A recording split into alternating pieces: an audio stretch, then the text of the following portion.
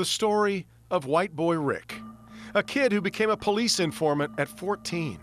No baseball games or girl crushes, just drugs. By 16, he was dealing, shot by someone in the neighborhood. No cap, no gown, no future plans. 18 and a lifer, busted for cocaine. A juvenile sentenced to life in prison. The facts can make it hard to feel sorry for Richard Wershey Jr. He committed the crimes and then committed more from behind bars. But as the story of White Boy Rick plays out, there is much more to it. He's 47, 29 of his years spent in prison. Murderers, rapists, violent offenders out before him. He goes down in history for doing more time than any other non-violent juvenile offender. He has made many mistakes, but he's also been an invaluable asset, an FBI informant behind bars. Agents say he did more to help the FBI bust dirty cops and drug dealers than any other informant in Michigan history. Still, the parole board denied his release. Now, another chance at freedom. He did the crimes. Has he done enough time? A new chapter in his continued fight to be on the outside. Tonight, the White Boy Rick story. Good evening. We're glad you're with us tonight. I'm Devin Skillion. And I'm Kimberly Gill. Tonight we take an in-depth look at the story of White Boy Rick and his fight for freedom. Local 4 defender Kevin Dietz has followed this case so very closely, following every development as it has occurred. And tonight he's going to take us back to the story from the very beginning. Right now, Richard Wershey Jr. waits for the parole board to vote on whether he should be let out of prison. Last Thursday, he spent more than 4 hours in front of the board during his first hearing in 14 years. His family, of course, remaining hopeful that the parole board will vote to release him. Kevin, you were in that hearing room in Jackson. Yeah, and the room was filled mostly with friends of Wershey and supporters, friends and family, even a few retired FBI agents pulling for Wershey's release. But that did not mean this would be an easy hearing, not by a long shot. In a small hearing room inside a secure prison in Jackson, Michigan, Richard Wershey sat answering tough questions from an assistant attorney general and 2 members of the Michigan Parole Board. Wershey's goal to convince them he has admitted his crimes, learned his lesson, and will be a productive member of society if released. Just hours before the hearing, Wershey told me by telephone he was nervous. A lot of sleepless nights. I guess at best I would say I'm cautiously optimistic. It's a big day. 30 years in a cage and I have a chance to get my life back, and it's nerve-wracking to say the least. Inside the hearing, Wershey stayed on point, saying, quote, "All I can do is try to be the best man I can be from this day forward. I can't look back." But Assistant Attorney General Scott Rothermel did look back, saying, "Tell the truth. We can see right through the lies." Wershey testified that on May 22, 1987, at the age of 17, he was in a car that was pulled over by Detroit police. Inside the car, a clear plastic bag with around $30,000. Wershey, now a 47-year-old man, admitted the money was given to him in exchange for cocaine. Wershey says he ran from the police to his grandmother's garage where the cocaine was hidden. He grabbed a box with 8 kilos of cocaine and hid it under a porch a few streets away. Then he apologized to the board and insisted that today he despises drugs more than anyone, saying, quote, "I know that the drugs I sold destroyed people's lives, destroyed the community, cost me 30 years of my life.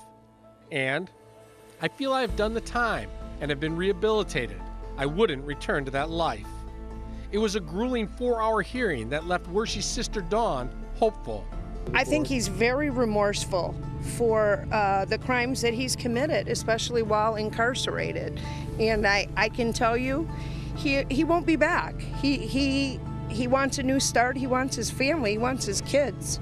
He's missed his children and his grandchildren growing up, let alone my father. We haven't buried my father yet, so when he gets home, we'll do that also. And Wershey's mom, nervous. I'm going to pray for him, that he deserves to get out. And he told all the truth that he could today. The hearing got heated at one point when Assistant Attorney General Rothermel got into Wershey's 2005 conviction for his role in a stolen car ring from behind bars. Wershey introduced his sister to a used car dealer in Miami. Wershey's sister ended up reselling stolen cars. Wershey's mom bought a stolen car. Wershey ended up pleading guilty to 2 felonies in exchange for his mom and sister not being charged with crimes. In the hearing, he said, quote, "It was a big mistake. I was trying to help my sister. She was raising my daughter at the time." But then Rothermel read from another report, a criminal who claimed Wershey planned to load the stolen cars with cocaine to increase profits. Wershey became visibly agitated, saying, quote, "That's false. I never pled guilty to no drug shit." Rothermel responding, "I'm going to ask you to calm down, sir. Take a deep breath." Wershey paused, took a breath, and the hearing continued. Outside, retired FBI agent Greg Schwartz calling the line of questioning inappropriate and untrue. Most of that in there that this guy was asking questions about, it's false.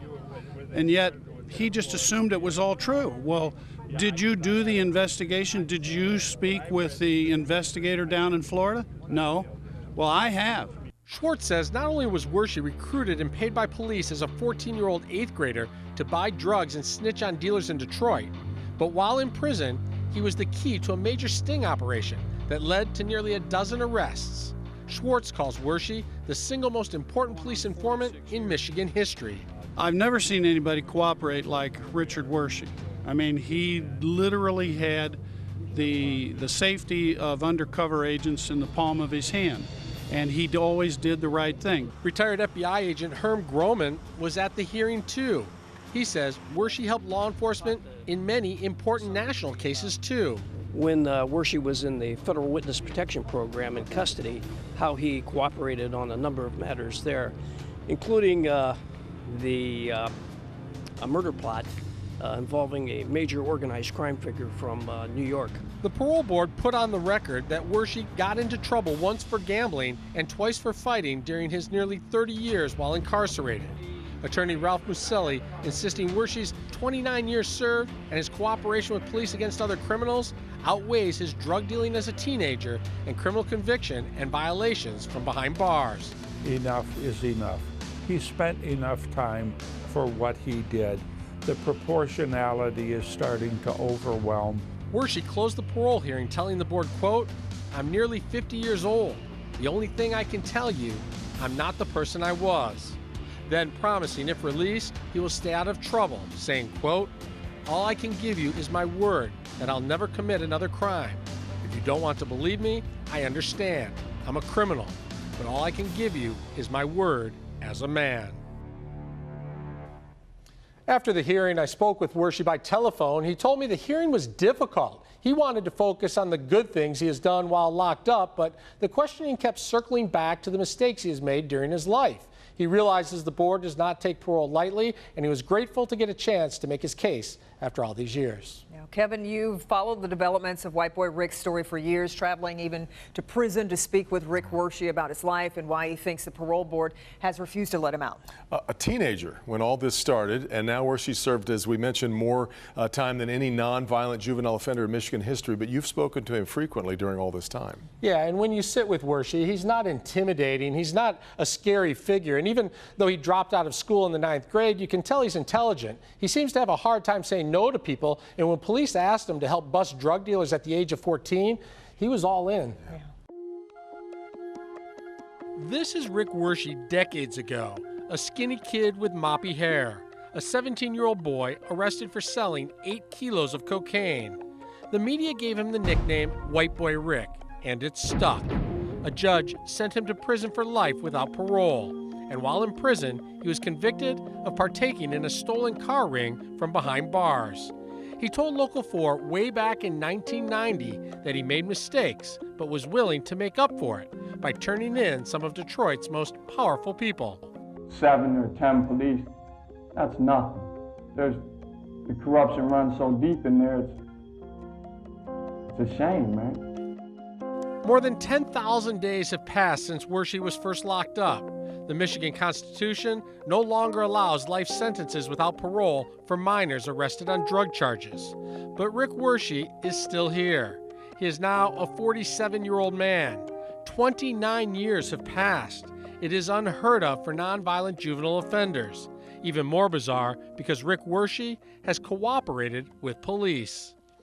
He provided information that resulted in the conviction of a lot of corrupt police officers. Greg Schwartz was the FBI agent who turned Wershe's information into new arrests. He says Wershe should have been thanked by the Michigan Parole Board and released from prison years ago. What do you got against a kid who was 17 years old, who now has spent half of his life behind bars? To find out more, I drove to a prison in northern Michigan, where I sat for hours with the drug dealer known as White Boy Rick. Cameras were not allowed inside. Should have got the key to the city of Detroit. Anyone that looks from the outside in, Kevin, they're like, wait a minute, something's wrong. When you're talking to Wershe, he doesn't sound paranoid. It's more he's confused. He can't figure out what it is that's keeping him locked up for so long. The government's convincing me that, oh, we're going to do everything for you. We're going to help you. You don't know how much this means to us. We couldn't have done this without you. Wershe tells me the same parole board that has released dozens of rapists, murderers, and drug lords refuses to let him out because he helped police go after powerful people. I embarrassed a lot of people, but all I did was what I was asked, and all I did was tell the truth.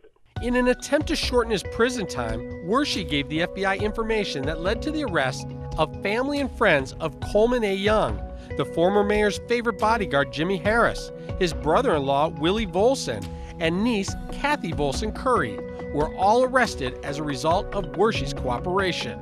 He was extremely upset at me for, I believe he called me a stool pigeon for turning in corrupt cops. I thought any mayor would love to have corrupt cops off of their force, but to Coleman Young, I was a stool pigeon. Wershe also provided information on one of Detroit's most popular cops, Gil Hill, a homicide boss who appeared in the Eddie Murphy movie Beverly Hills Cop. I don't want to see any more of these blue slips. We're not going to see some arrest slips. Wershe said he heard a phone conversation where a drug dealer responsible for the shooting death of a 12-year-old kid called Gil Hill asking for help. Basically, Gil told him everything that was going on and, you know, that he had it under control and that he would be in touch, not to worry about anything. Gil Hill was investigated but never charged. Hill publicly called Wershe a liar. I think there's no doubt that it's related to my cooperation about Gil Hill and about police corruption in Detroit. Wershe was also helping the Wayne County Prosecutor's Office. Mike Duggan, who is now mayor, was prosecutor at the time. Mike Cox, who went on to become Attorney General, was assigned to find out what Wershe knew about the same murder Gil Hill was accused of covering up. I spoke to Mr. Cox 3 or 4 times at length about the murder. I explained everything to him. Wershe was not given a medal for cooperating with police, and when he got his one and only parole hearing in 2003, the promises made to help him get out of prison were broken. Wayne County Prosecutor Mike Duggan wrote a scathing letter recommending parole be denied, and then U.S. Attorney Jeffrey Collins rescinded the office's recommendation for release. Everybody told me I had nothing to worry about, that I cooperated, that, you know, no one would oppose my release, and then all at once, all had something bad to say about me. The parole board denied his release, and for 11 straight years has refused to give him any additional hearings. There's someone or something that's keeping me in prison, and it's not the crime that I committed. Wershe's attorney wants an investigation into the parole board and is asking the federal courts to intervene. I don't know who would still want him in. To me, that's the million-dollar question. Before Rick Wershe was arrested by the cops, he was working for the cops. He was only 14 years old, a freshman in high school. His father, who was also a paid informant, gave permission. They showed me some pictures and asked me who this person was, who that person was. I basically identified them, and they said they would be in touch. The relationship grew from there. It went into them sending me into houses to purchase drugs and stuff like that. Soon, Wershe was collecting hundreds and eventually thousands of dollars to cozy up to criminals and help police bust them. I was asked to go out there and get information about some people that were involved in the drug trade and their connections and how the drugs were coming in. These documents obtained by the defenders support Wershe's story. They show numerous payoffs for information. Over the course of 2 years, I would say probably somewhere around 30,000 bucks, maybe. He wasn't even old enough to drive, but was already buying cars with money given to him by law enforcement. Wershey was getting paid. Police were making arrests. Everything was working out until at age 15, Rick Wershey was shot by a suspicious drug dealer. I was shot and I never went back to school. I started the 9th grade, and when I got shot, I never went back. I don't use the word tragedy or injustice lightly, but I use it emphatically when I'm talking about Rick Wershey. Scott Bernstein is an author and a true crime historian. He has researched the Wershey case for years. He says what police did is unconscionable. This is the prostituting of our youth and then just throwing them in a cage and throwing the key away. After the shooting, police stayed away for a while, but within a few months, they were back. And this time, they had an elaborate plan, a road trip to Las Vegas. It was a Hearns-Hagler boxing match, and they wanted as much information as I could on a drug organization in Detroit. Detroit boxing sensation Tommy Hearns was to fight Marvin Hagler in a match the entire sports world was buzzing about. Big-time drug dealers were going to attend, and the feds wanted the 15-year-old Wershey to be right in the middle of it. The government is the one that provided me with the fake ID. The task force thought sending Rick there with a fake ID and some cash would really raise the ante on the operation they were conducting. These reports document payment for the flight, the room, and walking around spending money. The investment paid off. Wershey's information led to a bust of a major local drug operation. Then, police suddenly stopped coming around. They turned their back on me. I was a 17-year-old kid. I was addicted to the money. His drug dealing days lasted 1 short year. He was busted and convicted of having 8 kilos of cocaine. He was sentenced to life in prison. Police called him a drug kingpin, and he was tagged with the nickname White Boy Rick. I think that the reputation far exceeds the actual person that is Rick Wershey and what exactly he was doing during that time period. He was eligible for parole more than a decade ago, but the parole board refuses to give him a hearing. Arrested at age 17, he is now a 47-year-old man. I think it's a true tragedy and something that, an injustice that needs to be, a wrong that needs to be righted. They got me involved in this, and I was a kid. I made a poor decision. Wershey tells me he takes full ownership for his crimes as a teenage drug dealer, but he feels the parole board should take into consideration that it was the police who taught him how to sell drugs in the first place. All right, Kevin, we're just getting started. Detroit mayors, police officers, and celebrities. White Boy Rick is associated with many who's who of Detroit, but did you know how he met up with former Mayor Kwame Kilpatrick? His legal advice to the former mayor is coming up. And hear from the former parole board member who says keeping Wershey locked up is cruel and unusual punishment.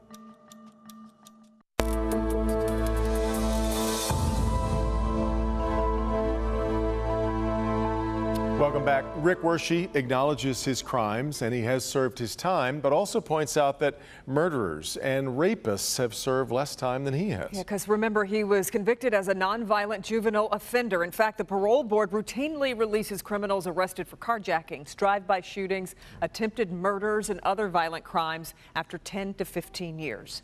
That's what's really hard to comprehend. Why is Wershey still in prison when violent offenders have been paroled? You're about to hear from a former member of the Michigan Parole Board who is troubled by the board's actions in the Wershey case. They stab people in prison and commit violent acts in prison, touch another case in prison, and they're paroled. Why am I so different? To find out why, we went to Robert Aguirre, a retired police officer who also served on the parole board. The problem is, he can't figure out why violent offenders are getting out of prison and Wershey isn't. I've released people who were armed robbers, some who had committed a murder. So why not him? And that's a great question. I don't know. He says the single drug charge and a single car theft case are classified as nonviolent crimes. Aguirre says keeping Wershey locked up is cruel and unusual punishment. I voted to have Rick Wershey released. It made sense. There was no reason in this world that he should still be there. There are currently 10 members on the parole board. We went to a public hearing and were told cameras are not allowed inside. The members are appointed and paid close to $100,000 a year. In 2003, the board denied parole after Wershe's one and only hearing. In 2010, Robert Aguirre insisted on another vote. The board voted not to allow him to have another public hearing. In 2012, board member Barbara Sampson reviewed the file again and refused to give Wershe a hearing, saying they would take another look in 2017. So Wershe sits and sits longer than any nonviolent offender locked up as a juvenile in Michigan history.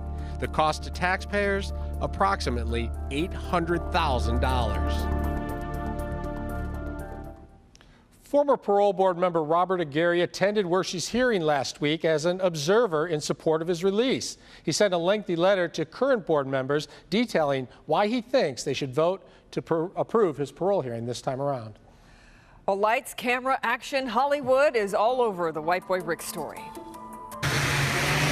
We take you behind the scenes of filming in Detroit and Cleveland and the important meeting between actor Matthew McConaughey and Rick Wershe. One might at least have the hope that they will see the thing in context and say to themselves, oh my God, young man, drug offense, look at how much time he spent. That doesn't make sense. He's a lawyer from some of the country's most high-profile cases, from O.J. Simpson to Patty Hearst. His thoughts on White Boy Rick's freedom right after the break.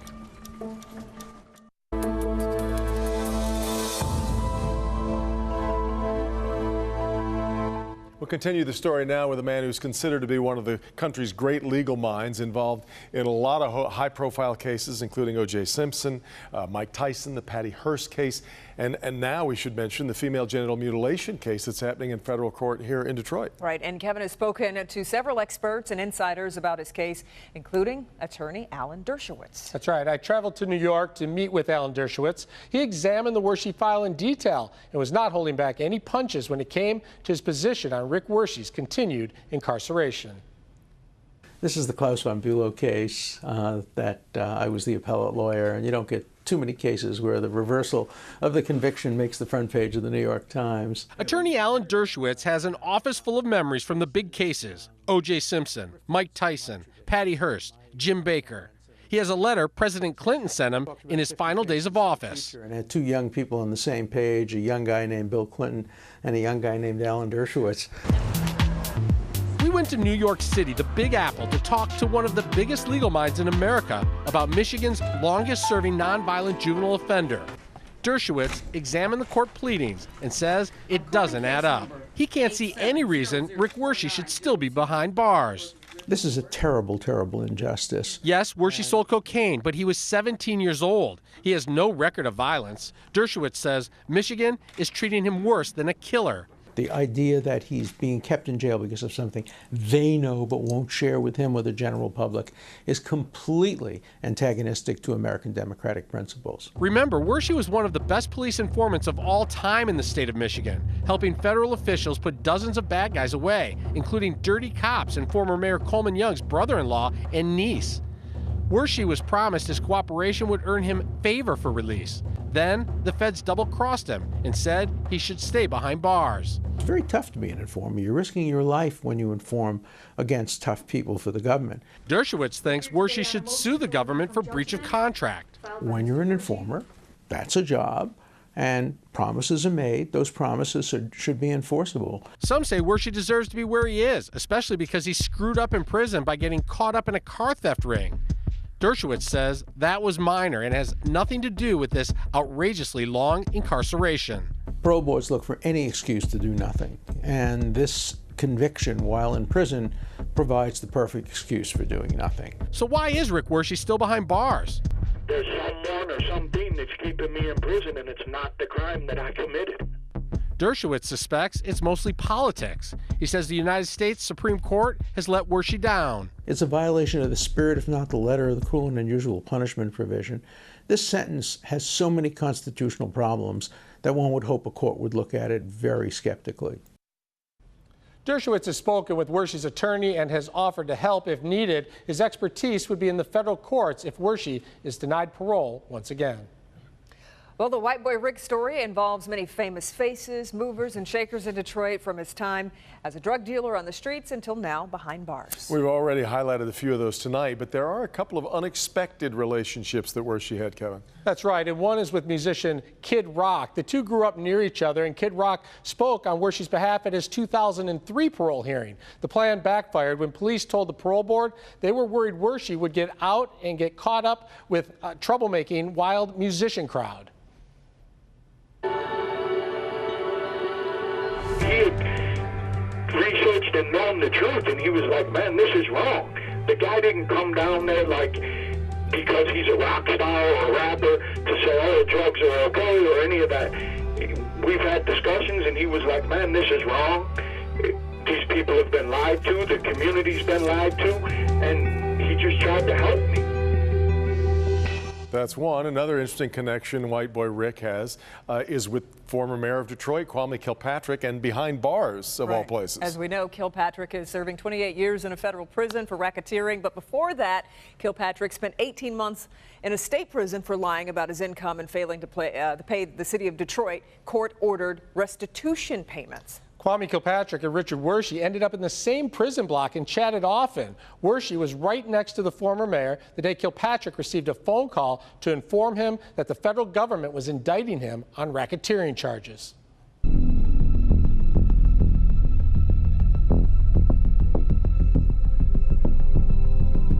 I talked to him. I walked, as soon as he got off the phone, I said he was pale at best. I mean, he looked gray. And he told me what happened, and we talked a little bit, and I let him digest it for a couple of days, and I told him, I said, I know you think you're smarter than me, but I've been down this road, and I'm telling you the best way to go. I wish you would have listened to me. 28 years, I mean, he did a lot of damage, but I don't think he deserved 28 years. Fascinating connection there. Now, White Boy Rick has spent nearly 30 years in prison. That's 3 decades of history he's watched from behind bars. We put the time in perspective a little later. And we look at what's next for Richard Wershey Jr., the parole board decision, and more time behind bars in another state.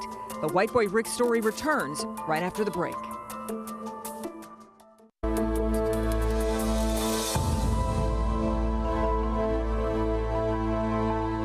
Welcome back to the White Boy Rick story. Tonight, Rick Wershey waits for a decision on his future. And we won't know until next month whether the parole board will vote for him to be released.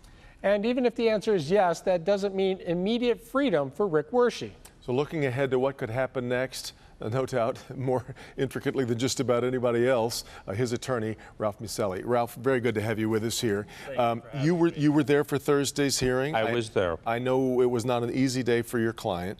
You need now 6 yes votes to be granted. How do you feel about it going into work? We're, as I've had Rick say, and as I've said all along, we're cautiously optimistic. Why is it different now? What's changed? Because you've been optimistic before. Well, I think, first of all, everybody that was involved in this whole thing from a political standpoint 30 years ago have all passed from the scene.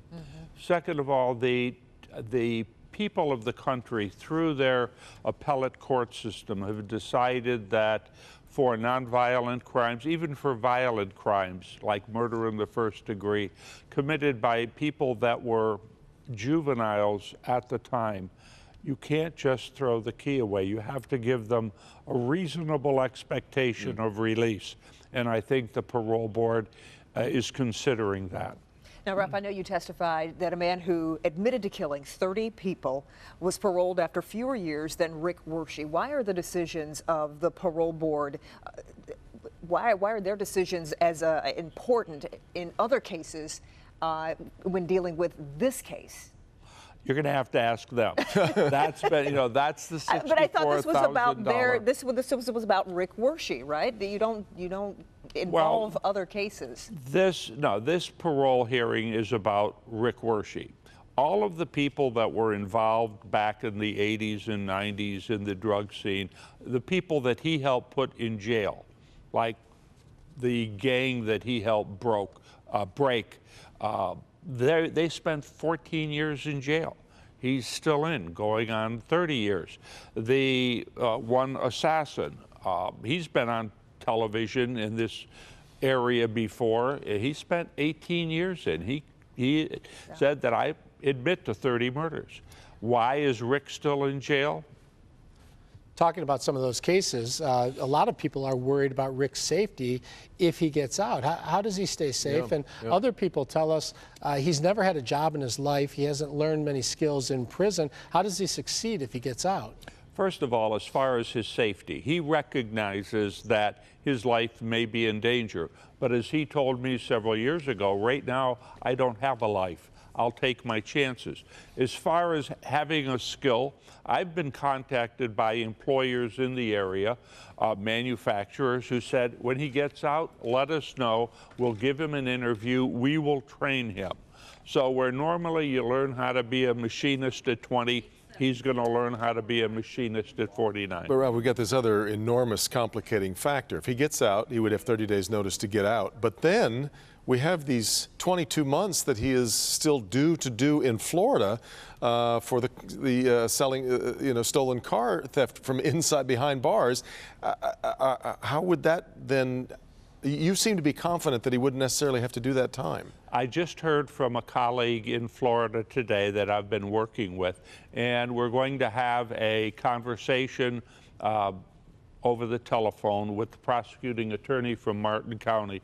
And we're hoping to be able to get them to not respond to a motion or not challenge a motion to change the sentence to run concurrently with his current sentence as opposed to consecutively. Yeah. If the prosecuting attorney in Martin County agrees to that, then Richard's sentence from the Florida matter will have run in 2011. I'll have more word on that probably the beginning of next week. Fascinating conundrum for the state of Florida, really. Yeah. All right, thanks for being here with us, and we will come back in just a moment. Yep. The white boy Rick story is the focus of Oscar-winning actor Matthew McConaughey. But he's not the only recognizable face you'll see on the big screen. What Kevin discovered when he visited the movie set. And why a documentary producer says you'll be shocked by what his film reveals. He says interviews in his film allege a big name in Detroit police and politics wanted white boy Rick killed.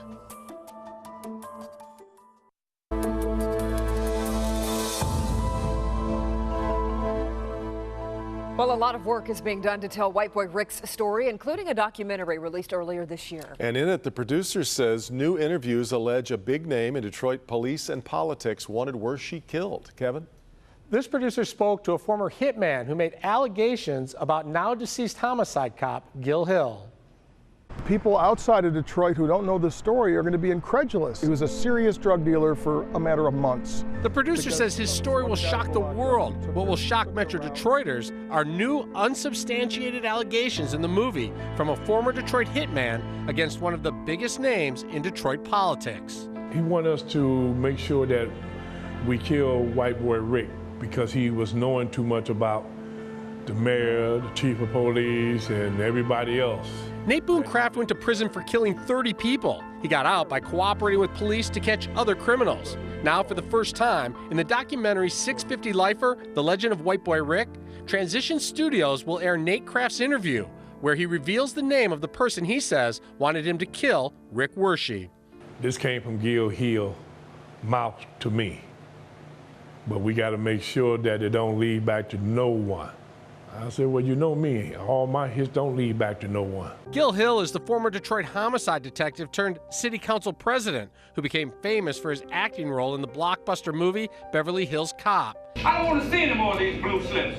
When am I going to see some arrest slips? Hill recently passed away and cannot defend himself against these allegations. Well, I was told to kill white boy Rick. He said, 125,000, I'll make sure that you get it as long as that boy dead. His key word, dead. 125. Make sure that boy's dead. We can't have him talking. Exact word, we can't have him talking. Nate Kraft never told authorities any of this story and offers no proof of any conversation or meetings with Gil Hill. While in prison, Rick Wershey told the FBI that Gil Hill was taking bribes to cover up homicides. An investigation resulted in no criminal charges. Hill was celebrated at his funeral as one of Detroit's favorite sons. From behind prison walls, Rick Wershey tells me the documentary will bring a new urgency to his fight for freedom. I think it'll have a big impact. I think people are going to be outraged. It's going to go back to the beginning and tell the 100% truth to basically stealing my life one day at a time. Gil Hill is not the only target in this documentary. The movie says former Mayor Coleman Young went to great lengths to keep Wershey behind bars and asked why current prosecutor Kim Worthy has not made efforts to free Wershey after all these years. Producer Sean Reck insisting Wershey is a political prisoner. This is all really punishment for having cooperated with the FBI and taken down police and politicians here in Detroit. In the past, former prosecutor Mike Duggan and current prosecutor Kim Worthy both fought to keep Rick Wershey behind bars. This time around, both are standing on the sidelines, offering no opinion, saying they will let the parole board decide what's best. Fascinating part of this. Now, the White Boy Rick story has captivated Hollywood as well. An Oscar-nominated producer bringing the story to the big screen. Yeah, Matthew McConaughey is leading the all-star cast. Kevin, you've spoken to the producer several times. Kind of give us a hint. What can we expect here? Yeah, Hollywood's decided to focus on Rick Wershey's life as a 14-year-old informant and how police and his father could put his life in danger so many times at such a young age. You are behind the scenes of a major Hollywood movie, the filming right here in Detroit. Cars from the 1970s roll down Grand River, being filmed by drones flying above. Inside this People Mover car, Matthew McConaughey shooting the first scenes of the White Boy Rick movie. Look, Detroit's a character in the movie, you know.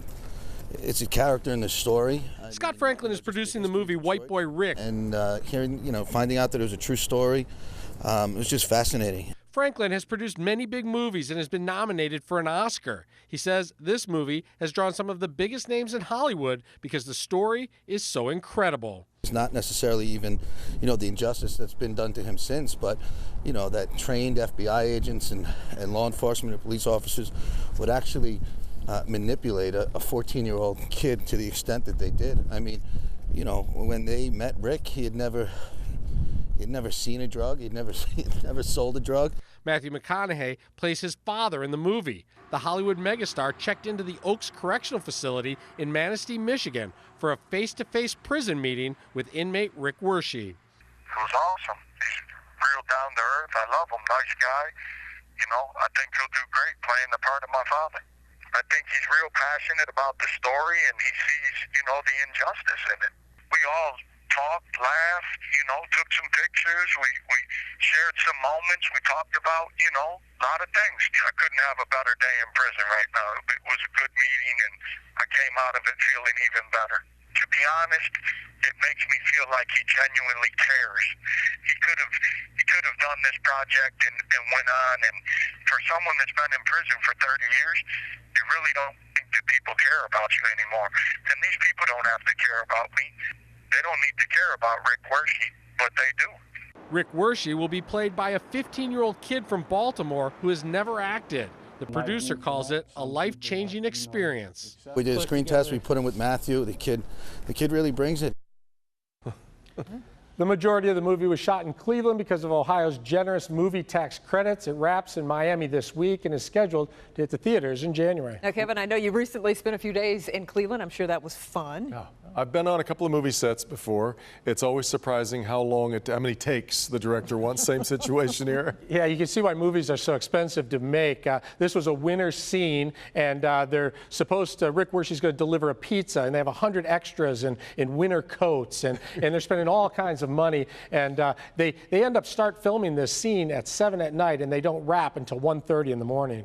How'd your part go? I know you probably did it in one take, right? One take deets. That's right. One take deets. Not exactly. I had one line, and it was about 15 seconds long, and it took 2.5 hours to shoot. I was so hot. It was 75 degrees. I'm in a trench coat, and the makeup ladies dotting my face with makeup. But you kept sweating through it. But we got it done. I think that's all standard. Get to meet Matthew McConaughey? Sort of. I went to shake his hand, and he's like, "Don't touch me. I got this terrible fever going on. You don't want anything to do with that." And I'm like, all right, all right, all right. Very courteous, no doubt. Well, a lot of life, of course, can happen in 29 years. New presidents, new music, new technology, new ways to communicate. Indeed. As Rick Wershey awaits the decision of the parole board on his freedom, we look back on what's happened out here while he's been in prison. The White Boy Rick story. We'll be right back.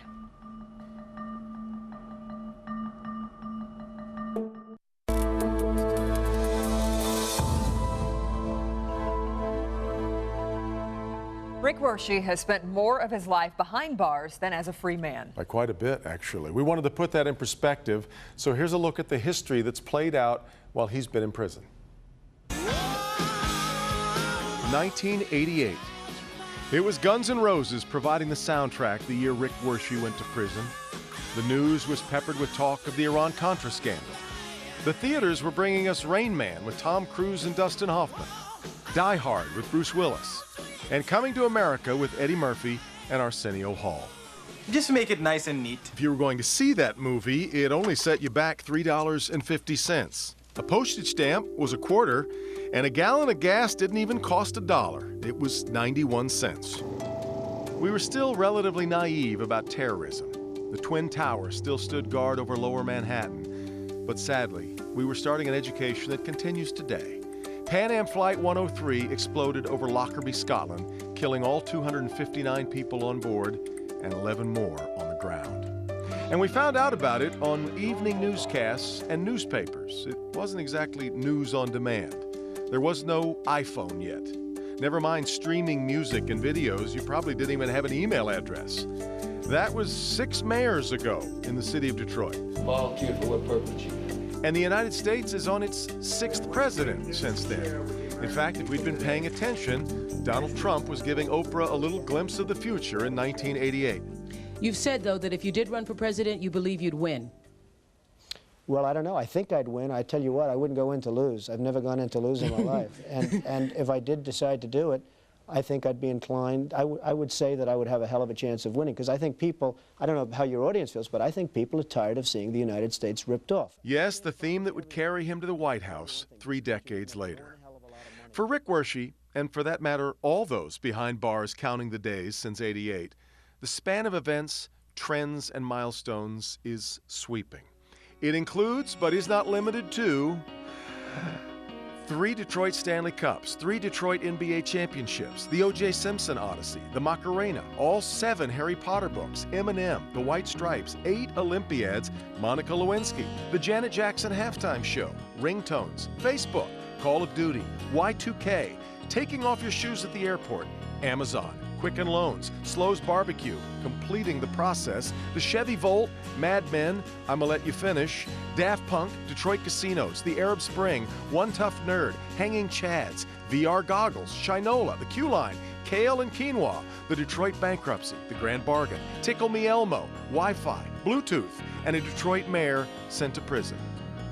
In fact, for a short time, Rick Wershey and Kwame Kilpatrick were in jail together.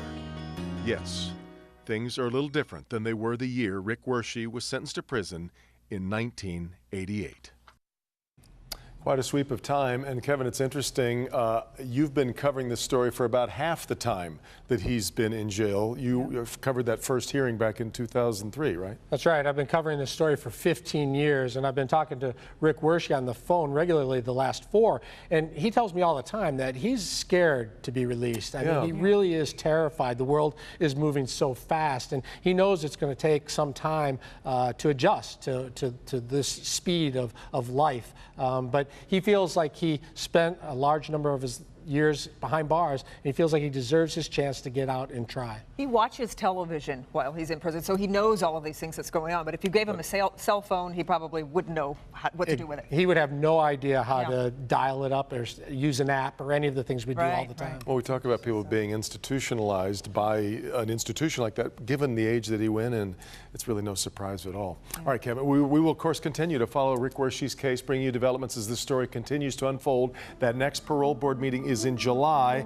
That is the earliest that we would learn whether he will be released from prison. And you can also see all of the reports by Local 4 Defender Kevin Dietz on the White Boy Rick story. Just head to the Defenders page of clickondetroit.com.